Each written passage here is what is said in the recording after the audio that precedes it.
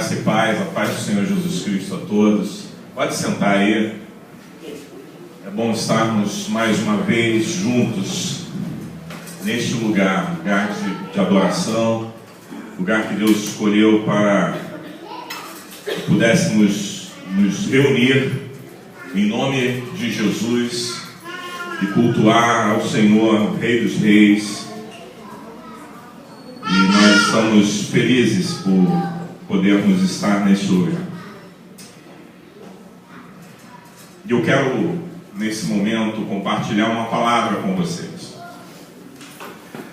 Nós temos sido muito ministrados nesse lugar, como o Fábio falou, hoje pela manhã fomos abençoados com a palavra, abertura do culto, ministração do louvor, todas as coisas convergindo para um mesmo propósito, para entendermos que os planos de Deus são diferentes dos nossos, os propósitos de Deus são maiores do que os nossos.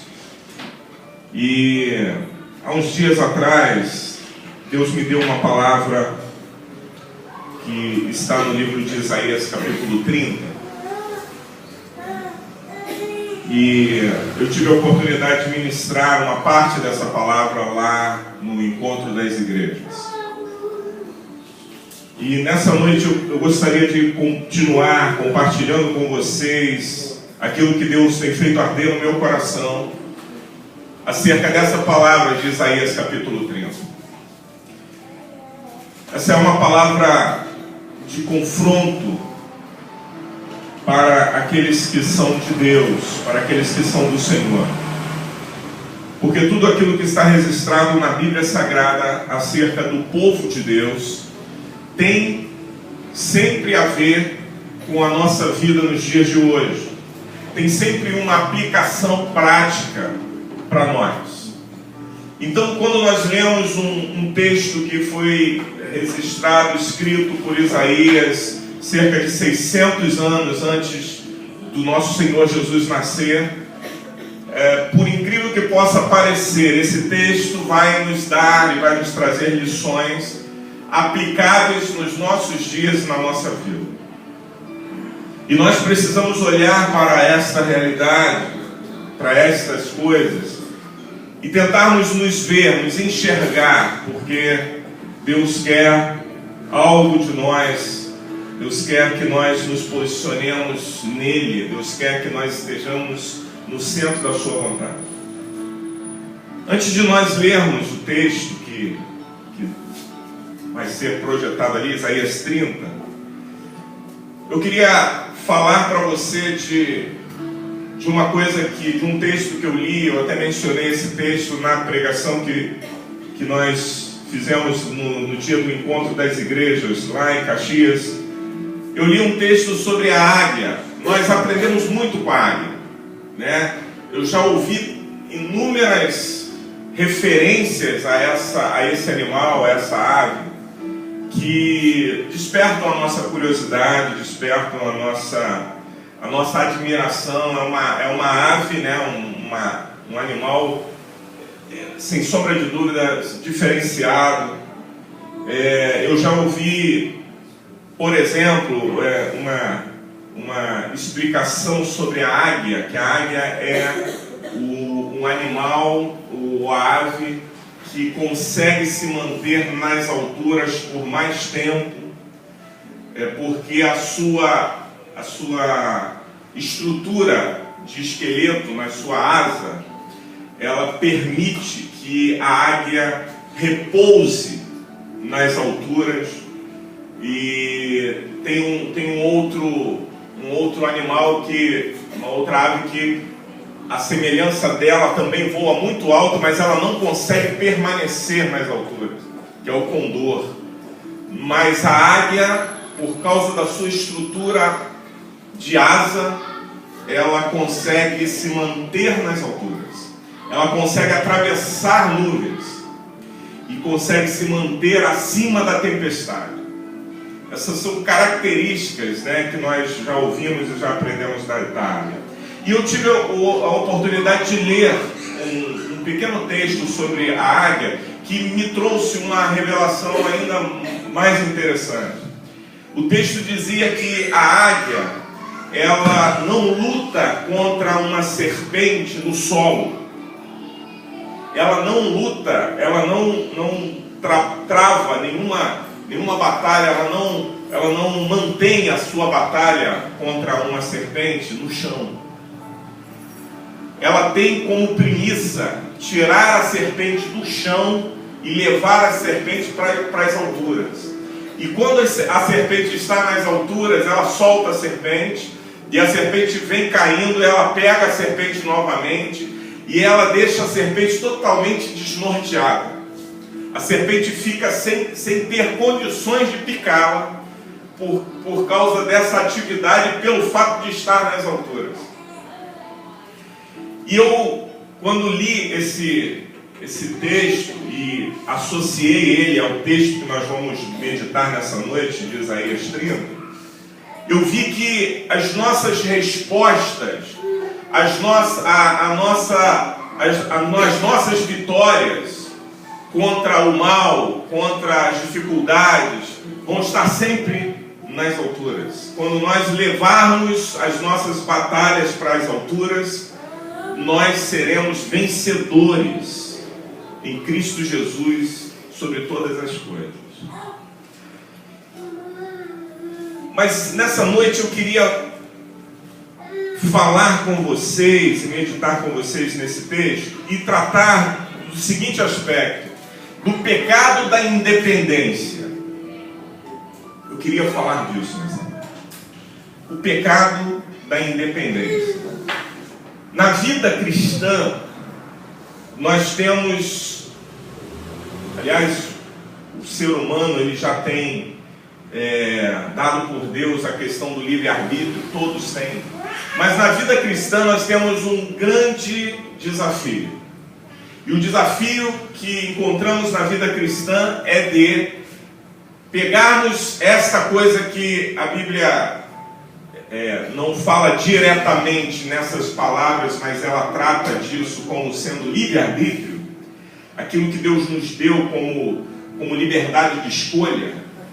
A gente pegar isso e colocar isso debaixo da vontade de Deus e dizer: Deus, eu não quero ser independente. Eu ouvi uma vez uma ministração do Moisés Malafaia que dizia o seguinte: eu quero que a minha única vontade se converta em fazer a vontade de Deus. Que essa seja a minha única vontade. E quando nós conseguimos colocar aquilo que Deus nos deu, nos concedeu, o livre-arbítrio, você faz as suas escolhas, você toma as suas decisões. Quando a gente pega isso e fala: Deus, eu não quero isso, porque a minha vontade agora, a partir do momento que eu conheci a Jesus, a minha vontade passa a estar em segundo plano. Eu não quero que a minha vontade prevaleça mais na minha vida. Eu não quero que a minha vontade esteja acima da tua. E aí você vai vendo que os grandes homens de Deus, os homens que tiveram sucesso nos seus ministérios, nas suas vidas, foram homens que descobriram esse segredo. Descobriram que precisavam colocar a sua vontade debaixo e à disposição do Senhor e dizer: Deus, eu não quero. Eu não quero que a minha vontade prevaleça. Eu não quero que, as minhas ideias prevaleçam. Eu não quero. Eu quero estar debaixo da tua vontade. Isso é um grande desafio para a vida cristã. E, por outro lado, existe um grande pecado que o cristão pode cometer, que o povo de Deus pode cometer, é quando ele se torna ou quer se tornar independente. Eu faço minhas escolhas, eu tomo minha decisão, ninguém tem nada com isso, a vida é minha. E são expressões muito peculiares de gente que não consegue submeter a Deus. Eu espero que nessa noite nós saiamos desse lugar, tanto eu quanto você, decididos a dizer: Deus, a minha vida não me pertence mais, a minha vida é tua. Amém. Que essa seja uma decisão irrevogável. Porque quando a gente diz: eu aceitei Jesus, eu recebi Jesus, no pacote vem o senhorio de Jesus. Ele é Senhor. Se Ele é Senhor, eu não sou dono mais de mim mesmo. Amém ou não? Você não é mais dono da sua própria vida, meu irmão. Sua vida pertence ao Senhor Jesus. O resultado disso vai ser tremendo. Mas antes nós vamos ter que vencer o desafio e a tentação do pecado da independência. Porque, como eu disse aqui, muitas vezes nós queremos viver a nossa vida do nosso jeito, fazer as nossas escolhas, e eu não quero saber do que as pessoas pensam, as pessoas acham, muito menos do que Deus acha. Então eu quero ler com você esse texto. Eu queria ler só alguns versículos. O capítulo 30, ele é muito grande. Nós vamos ler o versículo 1, que já está aí projetado. Depois nós vamos pular para o 13, para o 14, o 15 e o 16. Ok? Vamos começar lendo o primeiro versículo para a gente entender essa questão do pecado da independência. Porque falando assim parece uma coisa... Mas independência é pecado? Vamos tentar entender pela ótica de Deus em relação a quem é filho de Deus, e que nesse caso específico somos nós que estamos aqui para ouvir essa palavra. Ai dos filhos rebeldes, diz o Senhor, que tomam conselho, mas não de mim, e que se cobrem com uma cobertura, mas não do meu espírito, para acrescentarem pecado sobre pecado. Deixa aí, eu vou ler na versão que eu tenho aqui, que também traz uma conotação talvez mais clara. Diz assim: o Senhor Deus diz: ai dos meus filhos que se revoltam contra mim e que fazem planos sem me consultarem e assinam acordos sem a minha aprovação, assim amontoam pecado em cima de pecado. Deixa eu tentar contextualizar o que estava acontecendo. O povo de Deus nesse tempo estava dividido em duas partes. Israel era chamado Reino do Sul e o Reino do Norte. Israel era o Reino do Norte e Judá era o Reino do Sul. Havia um inimigo, havia um povo inimigo. Os assírios, eles eram grandes, poderosos, fortes. Eles vinham atacando nações e eles já tinham tomado a parte do Reino do Norte. Estavam vindo em direção ao Reino do Sul, que era Judá. Nesse momento, houve em Judá, tomaram uma decisão: vamos nos associar ao Egito, que era uma grande potência da época, militar inclusive. Vamos nos associar a ele, porque se nós nos associarmos aos egípcios, nós nos tornaremos fortes e poderemos combater os assírios. Essa foi a visão. E aí, a Bíblia diz, se você ler o capítulo, você vai entender que foram selecionados alguns homens, alguns anciãos, alguns líderes, e foram enviados ao Egito para fazerem aliança com o Egito, para pedirem socorro ao Egito. E dentro desse contexto vem esse primeiro versículo, que o Senhor, repudiando essa atitude, diz o seguinte: ai dos meus filhos que se revoltaram contra mim e que fazem planos sem me consultarem. Ou seja, Deus começa a tratar, dizendo o seguinte: olha, vocês vão se arrepender de terem feito o que estão fazendo. Porque na ótica do povo de Judá, do povo do sul, eles precisavam de algo, porque eles sabiam que eles eram pequenos e frágeis diante do grande desafio que viria dos assírios, e eles precisavam de algo, e esse algo, nesse momento, eles não conseguiram se lembrar que eles serviam a um Deus que é tremendo, que é poderoso, que pode fazer coisas grandes e tremendas. E isso aqui é espelho da vida de muitos de nós, quando somos atacados, quando somos confrontados, quando o perigo se aproxima, quando bate a nossa porta a escassez, quando a crise chega, como foi dito nesse culto, na sua maioria, na sua maior parte. Então nós muitas vezes buscamos socorro naquilo que nós entendemos ser a melhor forma de achar socorro. E aí a expressão do Senhor é uma expressão, olha, ai daqueles que fazem isso, que tomam, fazem planos sem me consultarem e assinam acordos sem a minha aprovação. A palavra de Deus de exortação para nós nessa noite é o seguinte: o que é que nós estamos fazendo que Deus não está sendo consultado?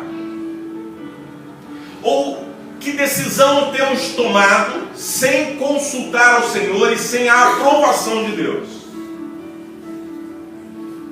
Nós temos que fazer uma reflexão pessoal, íntima.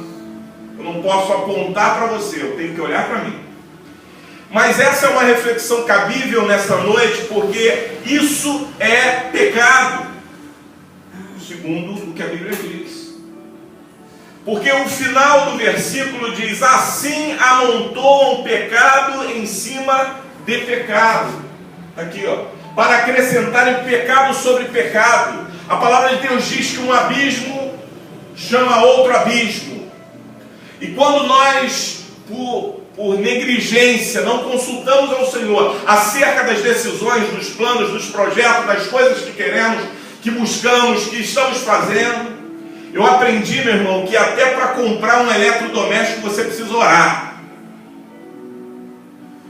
Eu, quando aprendi isso, há pouco tempo, nós tivemos lá em casa, nós tivemos que comprar um eletrodoméstico lá para casa, e eu me lembro que quando eu acertei todas as coisas com o vendedor, quando eu fui para o local de retirada do equipamento, eu cheguei lá e falei pro rapaz que estava lá entregando, falei assim: eu quero aquele equipamento que não tem defeito e que não tem problema. E orei ao Senhor, falei: Senhor, que Ele coloque a mão sobre o equipamento e traga para mim o equipamento certo. Porque quando nós estamos em Deus, até nas pequenas coisas a decisão vai ser compartilhada com Ele, porque Ele é o meu Senhor, Ele é o nosso Deus, e é inadmissível diante do Senhor nós andarmos como se Ele não fosse o nosso Deus. Então, se você amanhã vai levantar da sua cama e você vai ter um dia cheio de compromissos, cheio de situações, tem gente que já levanta numa agitação tal que não tem nem tempo de parar e orar ao Senhor, porque o dia começou, eu estou atrasado e a minha vida está muito intensa, eu não tenho tempo nem para parar e orar. Quero te dar um conselho: pare e ore, ainda que você chegue atrasado, porque do Senhor vem a tua vitória, do Senhor vem a minha vitória. Se nós acharmos que temos competência e capacidade para fazermos a leitura certa das nossas dificuldades, dos nossos problemas, assim como eles fizeram, nós vamos receber um ai de Deus. E o ai significa: ai dos meus filhos que se revoltam contra mim, que fazem planos sem me consultarem e assinam acordos sem a minha aprovação. Quantas vezes estamos fazendo as coisas sem consultar o Senhor? O lamento de Deus é porque Deus tem um plano que é muito mais excelente do que o meu. O plano de Deus não se limita na associação aos egípcios, porque essa é uma leitura humana, um pensamento humano, No versículo 15, o Senhor revela qual é o que aconteceria se esse povo se rendesse a Ele. Se esse povo se voltasse para Ele. O versículo 15 diz: o Senhor, o Santo Deus de Israel, diz ao seu povo: se voltarem para mim e ficarem calmos, vocês serão salvos. Fiquem tranquilos e confiem em mim, eu lhes darei a vitória, diz o Senhor.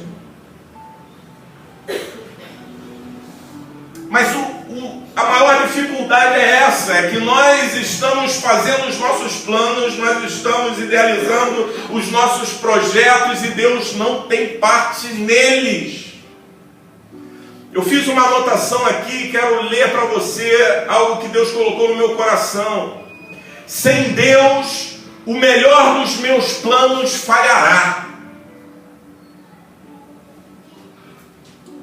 Pense você qual é o melhor plano para resolver o teu problema, para resolver as tuas crises, para resolver as tuas situações, seja ela familiar, seja ela financeira, seja ela, enfim, no teu trabalho, na tua faculdade, na tua vida sentimental. Qual é o teu melhor plano? Se Deus não tiver nisso, se Deus não participar disso, o teu melhor plano vai falhar.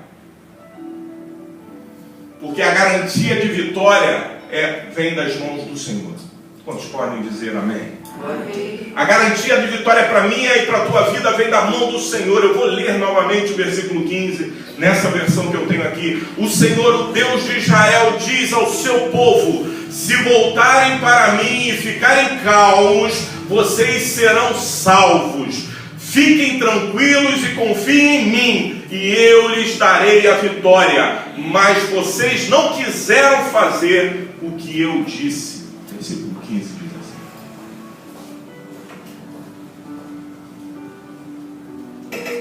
O que esse povo fez? Se associou ao Egito e disse: se nós estivermos ligados ao Egito, nós estamos salvos, estamos tranquilos. Essa é a visão que muitas vezes nos vem. Se a nossa conta bancária estiver cheia, nós vamos estar bem.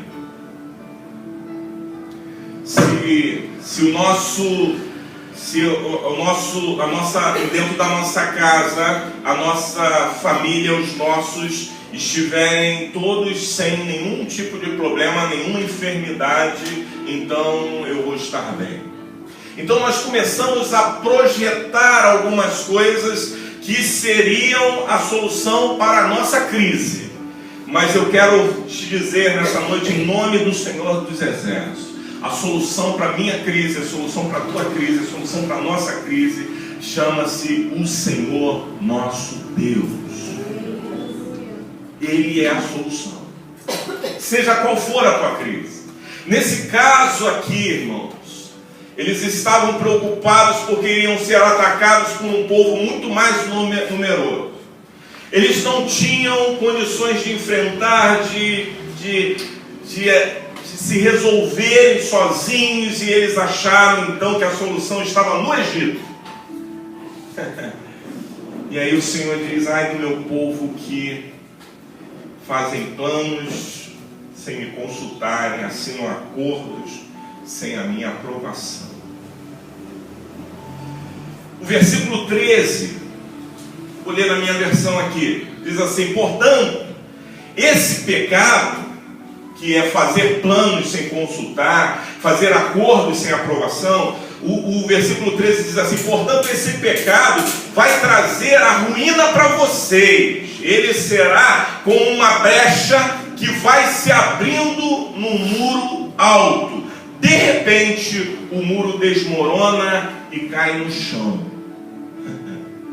Palavra de Deus. Esse pecado de fazer as suas escolhas, de fazer as suas decisões sem que Deus participe da sua vida, ele é semelhante a você estar protegido por um muro alto.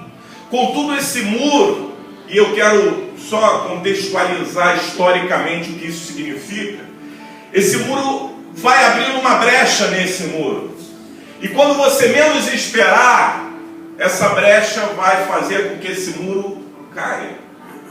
E aí toda a tua estrutura, toda a tua segurança, todos os teus planos, toda a tua, a tua competência não vai valer de nada. Porque nada disso vale se o Senhor não estiver contigo. E ainda que você não tenha plano algum, mas se o Senhor estiver contigo, aí você está de fato seguro. Mas o melhor dos teus planos falhará se o Senhor não estiver com você. E eu queria contar a história do muro. As guerras de antigamente, você até constata isso em alguns filmes, quando havia fortalezas, muros, cidades fortificadas, cercadas por muros, normalmente o inimigo fazia o seguinte: eles traziam um carro com um pêndulo de um tronco com ferro na sua ponta. E esse pêndulo era para agredir o muro.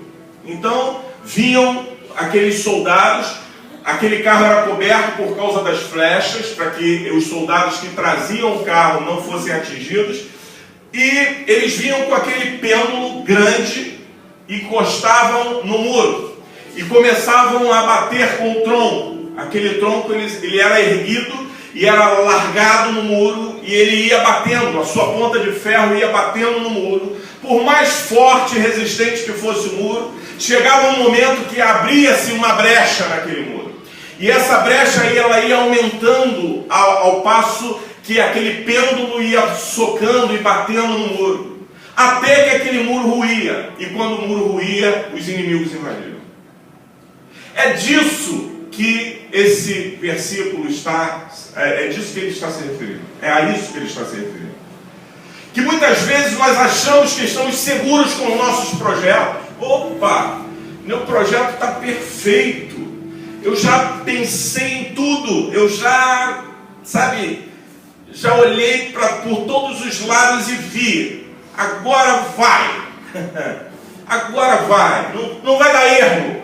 Porque eu tive um trabalho de olhar para tudo, de ver todas as possibilidades, de calcular tudo segundo a minha ótica, e está perfeito, o meu plano está perfeito, mas está faltando Deus. E aí, se estiver faltando Deus, o teu plano de segurança, de proteção, vai ruir como um muro que cai mediante o ataque que vem do pêndulo. Palavra de Deus para gente.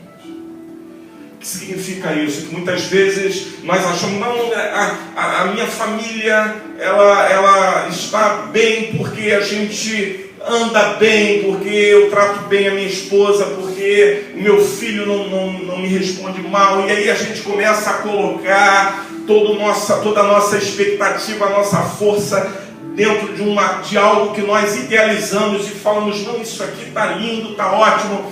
Mas eu quero te falar, coloque todos os teus planos, projetos e coisas na mão daquele que pode te manter de pé. Porque qualquer brecha que se abra, o teu muro e a tua segurança pode ruir.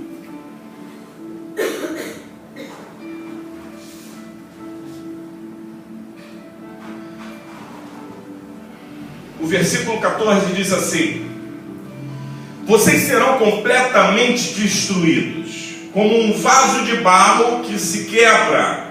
Não sobra nenhum caco que sirva para tirar brasa de fogo ou para tirar água do poço.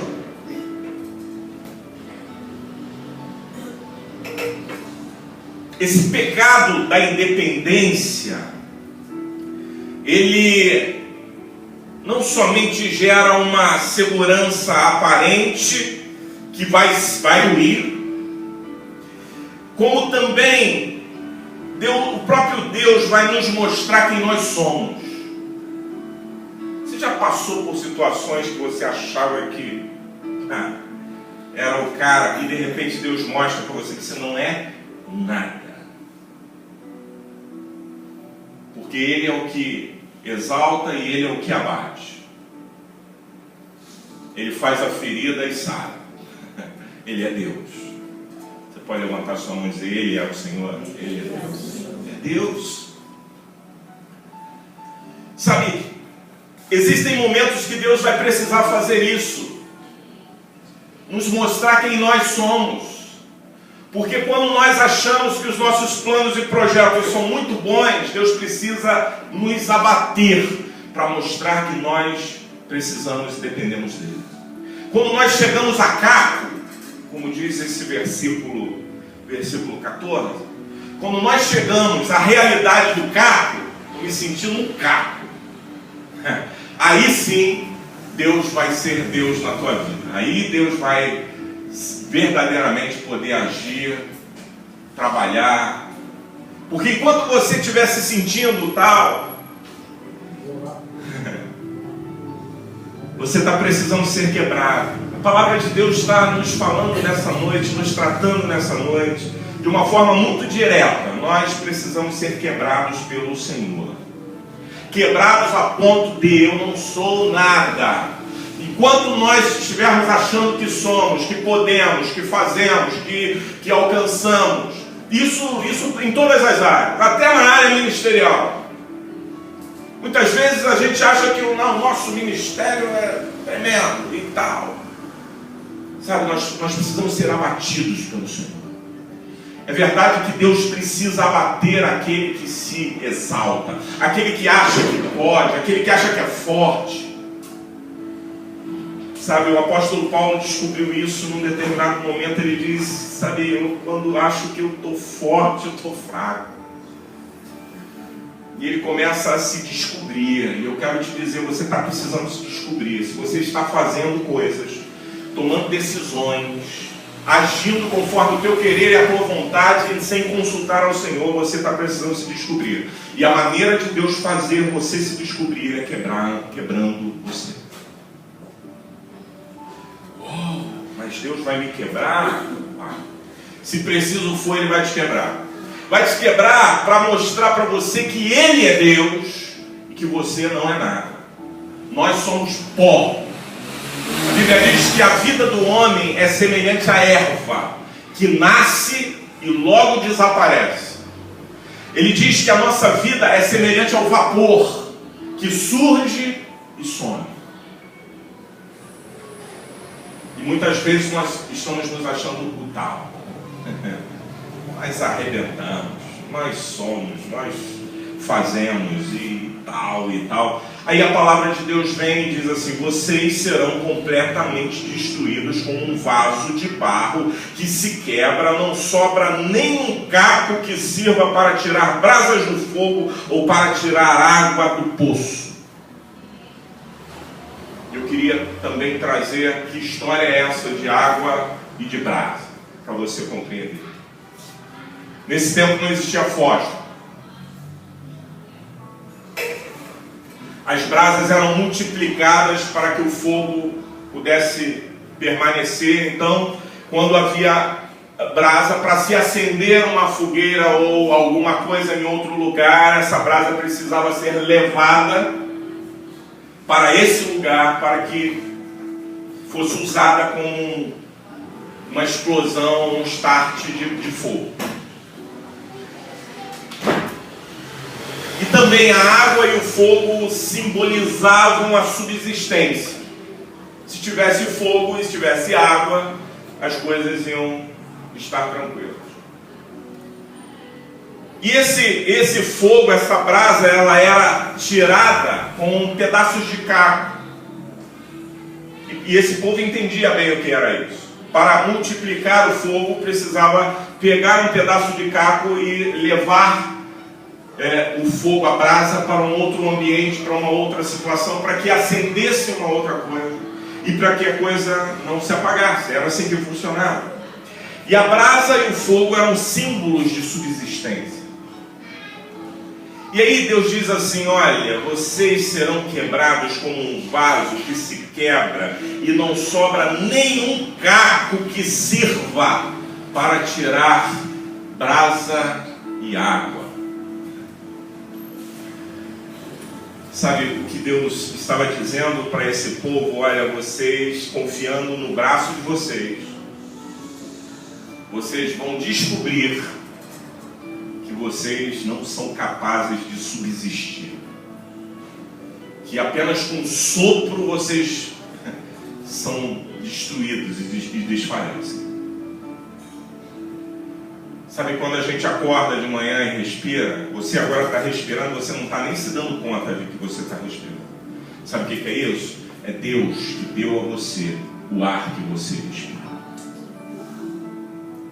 Deus não só fez isso, Deus fez um aparelho chamado corpo humano, que tem um pulmão, e que tem narinas, e que funciona independente da tua vontade. E o dia que Deus disser acabou, acabou. Não tem mais ar, não tem mais coração batendo, não tem mais nada. E a descoberta disso é: eu não sou nada. Eu sou um caco que não serve para pegar fogo na brasa do fogo. Não consigo subsistir sem o Senhor. Eu não consigo ser sem Ele. Se eu sou porque Ele me fez ser. Eu existo por Ele, porque dele, por Ele, para Ele, são todas as coisas, inclusive a minha existência. E quando eu descubro isso, essa palavra nos revela que, olha, não pense você que você pode, que você é forte, que você, sabe, sozinho consegue, que você é melhor, que você, sabe, é muito inteligente, porque você é sábio, porque você tem conhecimento da palavra, porque você canta, porque você prega, porque você não é nada sem Deus. Sem Deus não somos nada. Não somos nada. E aí entra o versículo 15 que fala: olha, se vocês se voltassem, vocês receberiam a vitória. É lindo isso. Mas o final do versículo 15 diz: mas vocês não quiseram fazer o que eu disse. Vocês não quiseram. Sabe quantas vezes na nossa vida a gente quebra a cara porque a gente não quer ouvir Deus? Temos a oportunidade de estar na casa do Senhor, de ouvir a palavra, de discernir e de dizer: Deus, eu vou fazer a tua vontade, eu vou submeter-me à tua vontade. A tua vontade para mim é a maior coisa, é principal. Eu não quero viver segundo os meus preceitos e conceitos. Eu quero viver segundo a tua vontade. Nós temos a oportunidade disso, mas nós abrimos mão e dizemos não. Porque para mim o melhor agora vai ser se associar ao Egito. Vai ser fazer uma associação, porque ainda que os egípcios não consigam vencer os assírios, os egípcios têm cavalos velozes que vão me tirar dessa enrascada. Foi assim que eles pensaram. Lê comigo o versículo 16. O final do versículo 15 diz: mas vocês não quiseram fazer o que eu disse. E o versículo 16 diz: pelo contrário, disseram assim: não, nós vamos montar cavalos ligeiros e assim escaparemos do inimigo. Pois fujam se puderem, mas os cavalos dos inimigos são mais ligeiros do que os seus. Sabe, aquela coisa de você fazer o plano A e o plano B, se não der desse jeito, vai dar daquele. A gente foge, a gente pega, monta nos cavalos e mete o pé. Sabe, planos e projetos sem Deus. Em nenhum momento esse povo nesse ponto da história estava dizendo: o Senhor é que vai pelejar por nós, o Senhor é que vai fazer todas as coisas, o Senhor é que vai resolver os problemas, é o Senhor, a nossa confiança precisa estar nele. Em nenhum momento Havia neles todo um plano, todo um projeto estabelecido. Nós vamos aos egípcios, vamos fazer uma aliança com eles, eles vão estar conosco, e tudo isso falhou. Tudo isso falhou. Nem a ajuda dos egípcios eles tiveram, eles conseguiram. E assim, muitas vezes nós estamos vivendo, fazendo os nossos planos, traçando as nossas metas, colocando até o plano B, que é o plano de fuga. Se não der certo assim, aí eu vou fazer desse jeito, e aí no fim vai dar tudo certo. Aí a palavra de Deus diz nesse versículo 16, diz assim, até o cavalo do inimigo é mais veloz do que o de vocês. Vocês não vão conseguir. Nem isso. Nem o plano A, nem o plano B. Eu vou repetir aqui o que eu anotei. O melhor plano falhará se Deus não estiver inserido nele. O melhor plano. Por mais que você tenha o plano A, tenha o plano B, tenha o plano C, o plano D, o D e o E. Se Deus não estiver nisso, o teu plano vai falhar. E essa palavra dessa noite para nós, irmãos, ela tem um único propósito. Independência no reino de Deus é pecado. Não dá para nós vivermos sem o Senhor. Eu não vivo sem Deus. E eu não vivo significa eu não posso sair da minha casa para a rua sem Deus. Eu não posso começar o meu dia sem Deus. Eu não posso fechar os negócios que eu pretendo fechar sem Deus. Eu não posso começar o meu trabalho sem Deus. Eu não posso viver a minha vida secular, material, familiar, enfim, sem Deus. Quando isso acontece, nós somos frutos da mesma e objetos do mesmo comportamento que esse povo assumiu e dos riscos que ele assumiu e da palavra que Deus deu para eles.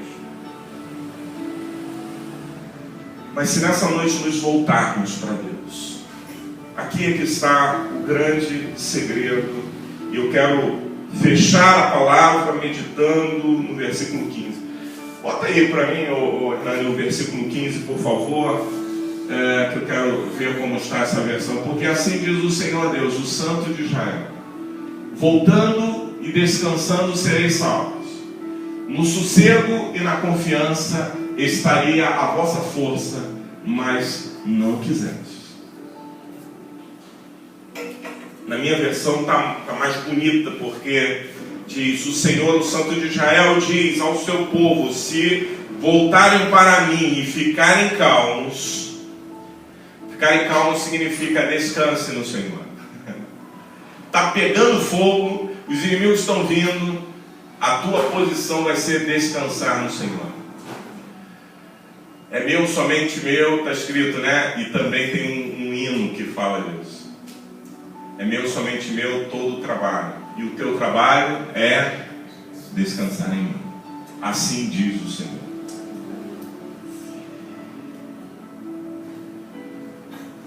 Vocês serão, o Senhor, o Santo de Israel, diz ao seu povo: se voltarem para mim e ficarem calmos, vocês serão salvos. Vocês serão salvos. Vocês serão salvos. Fiquem tranquilos e confiem em mim, e eu lhes darei a vitória, diz o Senhor. Amém?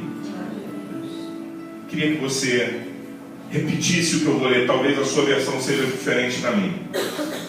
Então repita, por favor, aquilo que eu vou ler novamente, para que isso fique marcado, gravado no nosso coração, e que a gente saia desse lugar totalmente disposto a colocar tudo nas mãos daquele que tudo pode, inclusive os nossos planos e projetos já estabelecidos. Eles vão ser desmontados nessa noite e entregues nas mãos daquele que tudo pode. Eu queria que você repetisse comigo: se voltarem para mim e ficarem calmos, vocês serão salvos. Fiquem tranquilos e confiem em mim, e eu lhes darei vitória, diz o Senhor dos Exércitos. Vamos ficar de pé aqui nessa noite. Eu queria orar por você que está vivendo grandes desafios. Queria orar por você que está passando por situações que você já fez seus planos, fez seus cálculos, fez tudo aquilo que você podia fazer, mas sabe, nada deu certo até agora. O desafio é, nessa noite, você confiar no Senhor, porque Ele vai fazer algo muito tremendo na tua vida.